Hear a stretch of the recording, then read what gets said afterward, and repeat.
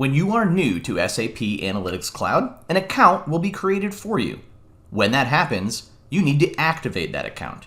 And in this video, we will explore how you go about doing that. Now, I do need to make one note. Every organization is going to have their own process for having new accounts created in SAP Analytics Cloud, and this can vary quite a bit.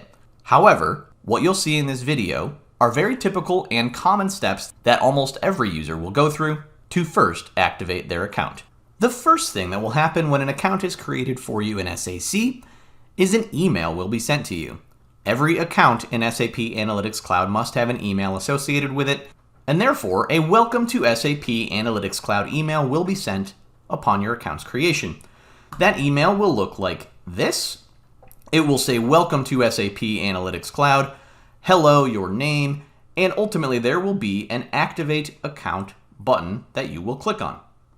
You will then be taken to a page to reset your password in the SAP HANA Cloud Services, so go ahead and type in a new password at that time, and click Save to update the new password, and ultimately you will then be taken directly into the SAP Analytics Cloud homepage for your new account.